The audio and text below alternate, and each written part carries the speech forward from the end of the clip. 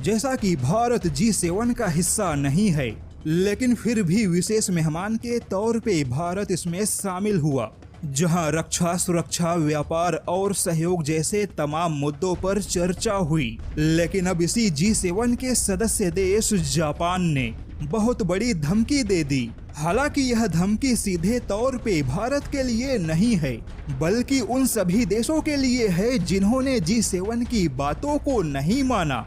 और जैसा कि भारत भी उन देशों के लिस्ट में शामिल है जिसने सीधे सीधे G7 के बातों को मानने से इनकार किया था। जैसा कि भारत पहले ही कह चुका है कि वह किसी भी देश या संगठन के प्रतिबंधों को नहीं मानेगा, क्योंकि भारत केवल यूनाइटेड नेशन के प्रतिबंधों को ही मानेगा। ऐसे में भारत ने रूस पर लगाए गए G7 के किसी भी प्रतिबंधों को नहीं माना और अब इसी को लेकर जापान ने धमकी भरे लहजे में कहा है कि G7 के प्रतिबंधों को दरकिनार करने वाले देशों पर अब जापान प्रतिबंध लगाने के मार्ग पर विचार कर रहा है।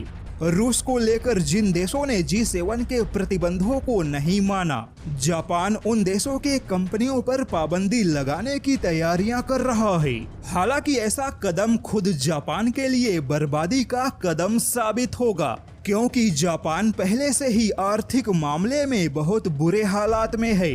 जापान की अर्थव्यवस्था आगे जाने के बजाय पीछे जा रही है और अगले कुछ सालों में भारत बड़ी आसानी से जापान को पीछे छोड़ देगा।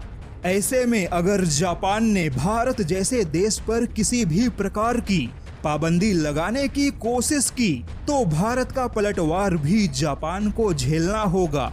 वहीं जापान को यह समझना चाहिए कि अब उसकी बादशाहत खत्म हो रही है। ऐसे में जापान को प्रतिबंध लगाने जैसे अमेरिका के रास्ते पर चलने से बचना चाहिए।